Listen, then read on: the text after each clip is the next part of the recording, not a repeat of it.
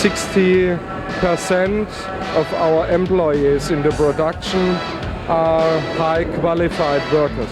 The rest assistants. 90% is done by hand.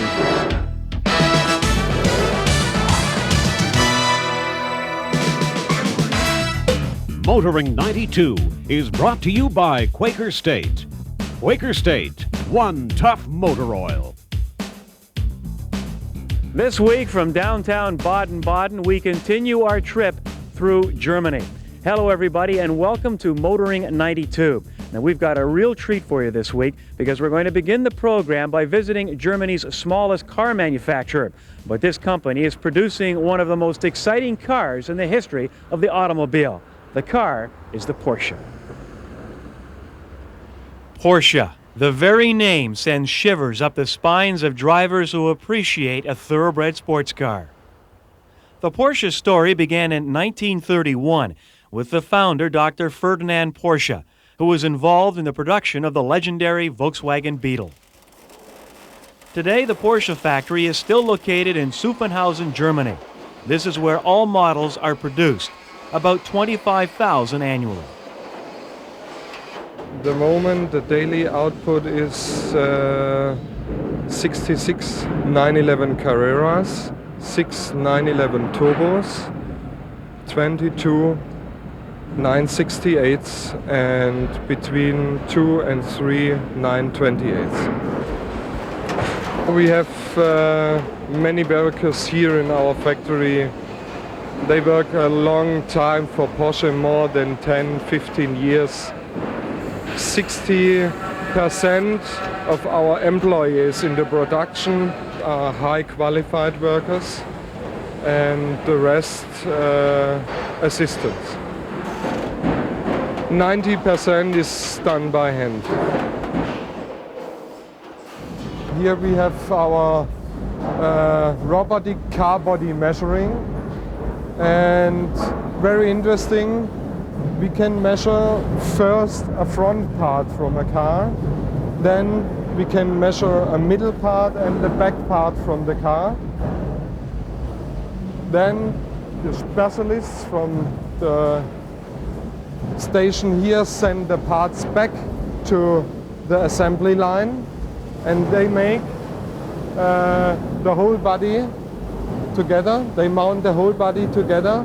Then he takes the car out from the assembly line and he measures the whole car here on the station.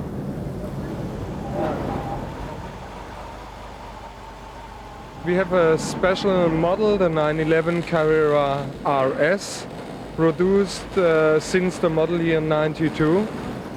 It's a lightweight model with very special parts, and we built only 2,000 cars for the whole world, and all 2,000 cars are sold. It's a special lightweight model for customers who want to use the car on the racetrack. This is the engine test pad where every single engine undergoes computer and yes, even visual screening. It's special to work for Porsche here in our factory. And the people have a lot of hand skill, or how you say, hand skill. And they work so long for our company, so it's a big family. The Porsche workers want to work in like a family. We are a big family here in Zuffenhausen.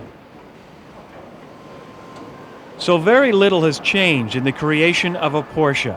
But outside the factory, the Porsche story has indeed changed. In its last financial year, world deliveries were down 18%, with the important North America market taking the biggest drop. Well, in North America, it has been a very difficult last few years for the luxury sports manufacturers. To give you an example, in 1986, there was 12,000 luxury sports cars sold in North America. This year, ending, we'll only have 3,000 luxury sports cars sold.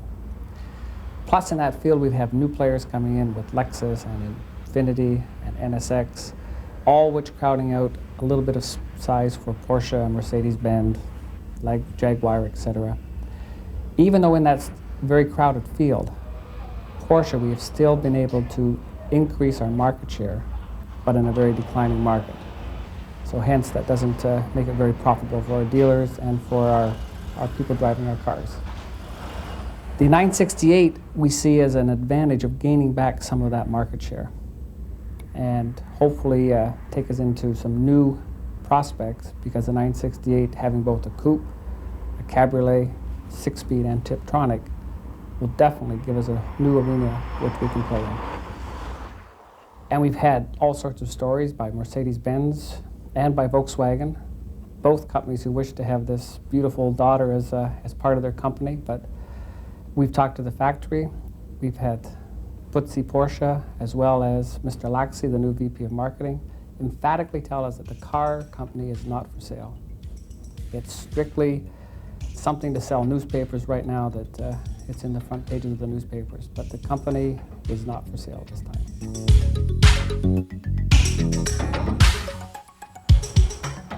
There is quite a lot of body roll, mainly induced by the sheer enormity of the weight transfer during directional changes. However, get out on an open road and it feels as steady as a rock.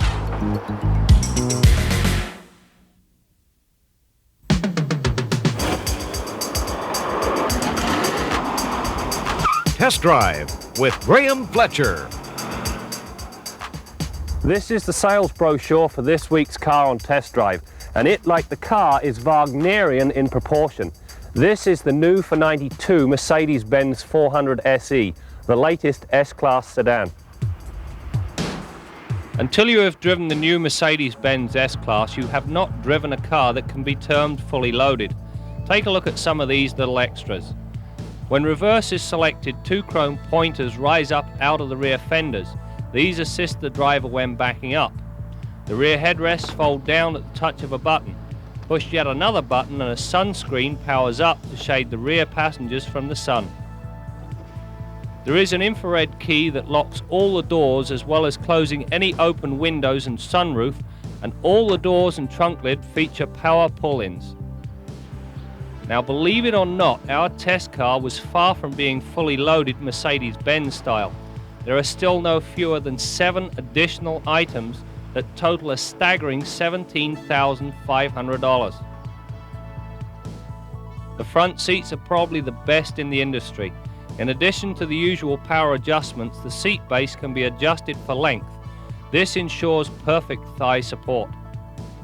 The radio, complete with a CD player, features no fewer than 11 speakers, the knock being that it is the most complicated setup I have yet to encounter.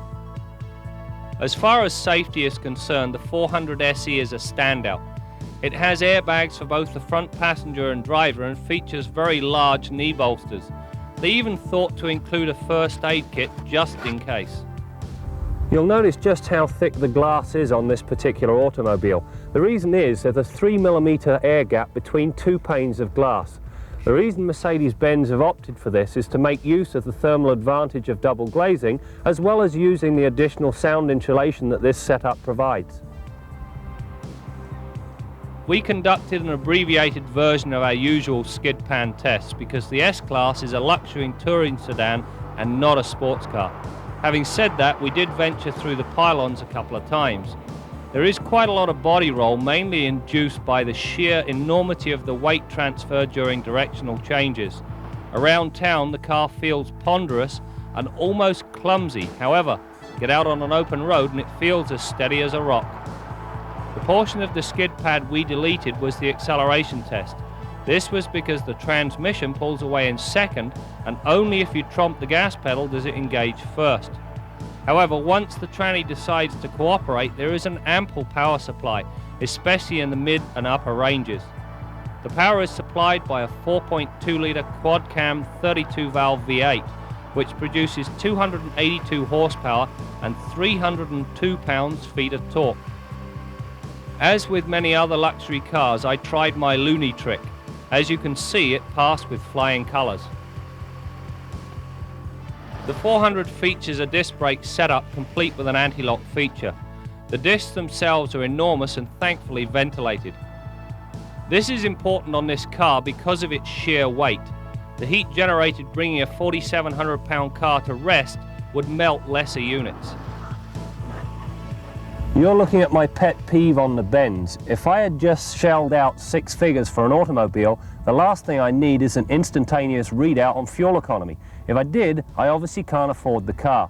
But the problem with it is that the needle swings back and forth so much that it ends up being a distraction. Anyway, now to the scoreboard for a rundown on the 1992 400 SE. Despite the highly technical nature of the suspension and its advanced design, the car displayed a rather cumbersome nature until you start to use its capability. At this point, the whole setup becomes very poised and felt highly controllable and very stable. With enormous ventilated discs at each wheel and a sophisticated ABS system, the 400 SE stopped in remarkably short distances given the vehicle weight. We required just 118 feet to stop from 80 kilometers an hour. I did, however, note a fair amount of nosedive at the limit. The 4.2-litre V8 engine under the hood offers a plentiful supply of power. When pushed, the car accelerated to the 100k mark in brisk fashion, although it did not quite feel as quick as Mercedes-Benz suggests it should be. Mid and upper range performance is, however, exceptional. 4,700 pounds of automobile sitting atop a 120-inch wheelbase equates to a wonderful ride. Add this to the best seats on the market and a marked absence of engine and wind noise, and things just don't get any better. During the test, we averaged a thirsty 16 litres per 100 kilometres or 18 miles per gallon. Now, these figures didn't surprise me, and if they bother you, this is not the car for you, even if you can afford it. The 400 SE more than qualifies as one of the world's great cars. It is technically sophisticated, extremely comfortable, and exudes an aura of affluence. The hitch in the get-along is how you justify the price in today's economic climate.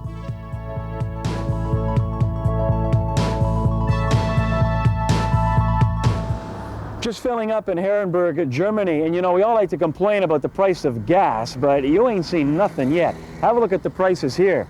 Now, those prices are in Deutschmarks, but in Canadian dollars, you're looking at close to $1.20 a litre. And we complain? All right, it's now time to head overseas and meet a man who never complains. That's our man about the garage, Bill Gardner. You know, I was talking about this week's segment with one of my customers the other day, and she said the thing she'd really like to learn about wiper blades would be how to get the darn things on and off the car. Apparently she'd gone to the auto parts store trying to replace hers and fumbled around out in the parking lot for half an hour, couldn't figure out how to get the old blade off, never mind replace it. She wanted to take it in for a sample to get the right length and style. So what we want to talk about this week is the 3 methods, most common ways of attaching. This one's referred to as the shepherd's crook design for obvious reasons, and it loads through this large window in the blade over here. You just slide it through that window, bring it across into the shepherd's crook, and slide it up and in until you hear it click. Tilt the blade down and there it goes. Now if you want to release it, you just depress that little tab there and just push it backwards a little bit. It'll come right off the crook there and away you go. So that's the shepherd's crook design. That's common on European and Japanese cars. Now this 83 Accord, it loads a little bit differently. It loads straight on the end like a bayonet style, straight in the end of the wiper arm. And in order to get that one off, you want to grasp it here, grasp the arm, tilt the blade back a little bit, twist it back a little bit, and push it off with your other thumb. Now it engages this little knob here on the end of the wiper arm. That little peg that sticks up engages that hole in the wiper blade. So when you reload it, line it up in the end, slide it on, push it till you hear it click. When you want to unload it, twist it back a bit or use a little tiny little screwdriver and get it up and over that knob, slide it off the end. Now another common method of attachment is the 90-degree side pin. This is common on most domestic cars, and you can see the pin coming off at 90 degrees to the wiper arm. There's a little ledge on there, and on this one you just push it on something like that, and it catches that edge with a little spring inside the wiper blade. It can't come back off. Now if you want to disengage this one, you look for that little spring. There's a tiny little window right there. Get a little screwdriver, push the spring down, and force the wiper blade off with your other fingers. Okay? So there's the window. Spring depresses to release it, and it catches that edge to retain it. Now when you want to refill these blades, these tubular stainless blades that are common on domestic cars will last the life of the car if they're not kinked or broken or damaged. As long as you don't physically damage them, they won't wear out. And these are the best type of blades to use. They're much, much better than plastic blades. But you can see that the refills do deteriorate and get cracked like this, or the rubber just gets hard and won't wipe very well. Now, in order to reload those, if you have this style here with the end tabs, you can see a couple of claws at the end there retaining this refill. Now, what you do on that is just tilt it backwards a little bit and pull them out like that. Don't bend that tab back. If you bend it back and then try and reclose it, it'll break off. It's just too brittle. So flex the blade backwards a little bit, flex the refill back a little bit, and tuck it into those claws. It has to have a little bit of end clearance as well. You can bend these slightly to get that end clearance so that it works well on a curved windshield. But you cannot bend them repeatedly at 90 degrees or they'll break off. When you buy your new wiper blades, you may find some extra hardware in that package. I'm sure you've run into this. And this makes the wiper blade a little bit more of a universal fit. Now, if it's that 90-degree side pin like the Buick here, it'll just go straight on just the way it is. Now, if it's like the Accord behind me, you're going to need this little plastic saddle. You'll slide it over the blade, something like that, and use this little pin to drive it through. And now you can load it on the end, just as we showed you on the Accord there a minute ago. So that converts, makes this wiper blade a little bit more of a universal fit. Now, while you're tending to your wiper blades, make sure that you clean the inside of your auto glass, all your windows, with glass cleaner, and that'll give them less of an affinity for moisture, and it'll make the windows defrost and clean much better. Your visibility will be just all that much better. And get rid of all that junk you've got hanging from the visors and mirrors. Anything in your peripheral vision is a distraction, so get rid of it. Now, another little trick we've done here is we've treated this side window on the Buick here, just the front half from here ahead, with one of those silicone treatments, you know, the stuff that Andy Rooney said would never work. Well, it works, baby, and I'll show you. You can see that on the front half of this window, the water's just beating and just flying off there. If you're inside this car, you could see out through the front portion of that glass just like nothing. Especially if you're moving through the air, that would just clean off like you wouldn't believe. Now, on the back side here, we've got sheeting action, and that gives you a lot of distortion. When you try and look through that, you'll have a hard time. And when you're trying to pull out of a side street in a rainstorm, this is a real boon to your driving ability. You can really see well with this stuff on the glass. It's like having wipers on your side windows. So give it a try. It's well worth the $4 or $5 for a can of that stuff. Till next week, I'm Bill Gardner for Motoring 92. We thought it would be nice to do a display inside of a place where there was already a lot of traffic to try and support the costs of doing something like this. So we thought a natural spot for that would be in a shopping center.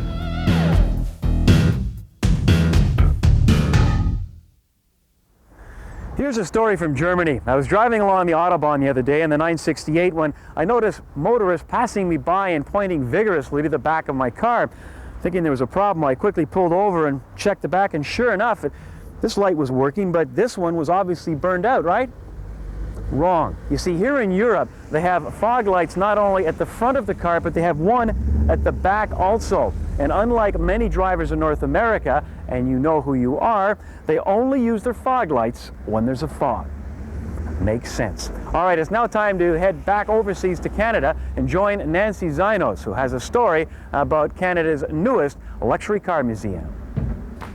Inside the Masonville Place Mall in London, Ontario, Motoring 92 found a North American first. Now, this gift shop is pretty incredible on its own, with everything from die-cast models to Ferrari toilet paper on sale here. But it's what's behind the gift shop and through that turnstile that is really turning heads around the world. It's kind of a childhood dream of mine that we were, myself and my partners, a few years ago decided that at some point we'd like to put on a car display to show people, you know, the history of the automobile and you know what cars are all about today. So we thought it would be nice to do a display inside of a place where there was already a lot of traffic to try and support the costs of doing something like this. So we thought a natural spot for that would be in a shopping center. I've explored doing this concept stateside, and the way Rob's presenting it is the way to do it, because there's a proper mix of extremely valuable, and the regular ordinary car that can be enjoyed by everyone. And I think the exposure in the mall may draw more people to the hobby. But let's not forget the North American love affair with the automobile. And you have to understand, in Canada, some of the great original manufacturers of the automobile all started in Canada. Automobile manufacturing started in Windsor in 1899, which is, if you really understand it, exactly the same year as it started in Detroit or Kokomo, Indiana, or Stuttgart, Germany, or or Paris, France. Probably the most special car in our display right now is a 1939 Mercedes 540K Special Roadster. It's the only one that Mercedes built in 1939. It was back then $18,500 US, which was a phenomenal figure for a car back in the 1930s. And because it's the only one in the world, today there's an appraisal value on it of about $11 million. And then we've got a Tucker, a 48 Tucker, and I think everybody's pretty familiar with the Tucker.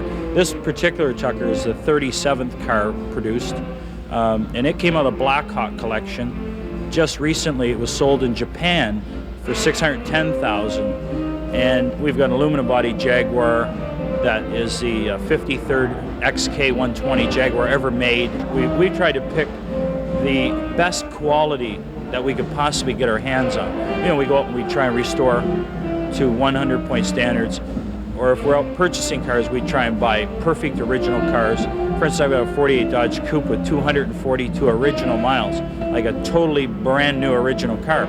And we've got several 100-point cars on display. What would you want people that come to your museum here to leave with? Good memories. You can't ask for any more than that. You hope they come in, and when they leave, they feel like they've gotten their money's worth, and that you've put on a good show for them, and that they want to come back again. And every time they come back, there's going to be some new surprises for them to see. So, and good memories. Want to find out how the Germans cut the cost of insuring a nice car like that? Stay tuned for Kenzie's Corner, coming up next. Kenzie's Corner with Jim Kenzie. I've just completed the Audi Advanced Driver Training Program in Seefeld, Austria, and I won't even begin to try and pronounce the way they say it in German. And you know, it's one of the very best of these programs I've ever been to. The instructors were knowledgeable and very enthusiastic. I learned a lot of new things. But you know, you don't have to come to Austria to learn how to drive properly. Canada is blessed with some of the best driver training facilities and instructors anywhere in the world. There's another big advantage that we've got. They don't cost as much. The one-day program I attended cost 1,700 Deutschmarks. That's almost $1,200. You can get a one-day program in Canada for less than half of that. But you know, the Germans do have a couple of advantages when it comes to teaching driver training. This Audi program qualifies you for a 10% discount in your insurance premiums. And that's something I think the Canadian insurance industry should look into. Instead of lobbying for stronger cars or airbags, maybe they should try and encourage Canadians to be better drivers. And certainly a reduction in our ludicrously high insurance premiums would be tremendous incentive. But another advantage that Germans have when it comes to driver training is they take pride in their own driving. And I hope all of you out there take pride in your driving and take enough time and money to go out and learn how to do it better. I'm Jim Kenzie. You know, when I return home from Germany, I know I'll be asked the question, Brad, what was your favorite place to visit? This is it. I am in the parking lot at the Porsche factory, and I'm literally surrounded by 1992 Porsches of all colors and models. And oh yes, I've also decided who I want to be if I ever come back in another life. I want to be a test driver right here, because he's the guy that gets to drive these cars every day. Well, that's it for now, but we'll be back next week as we continue our trip to Germany and bring you more stories about cars and the people who drive them. Motoring 92 has been brought to you by Quaker State. Quaker State, one tough motor oil.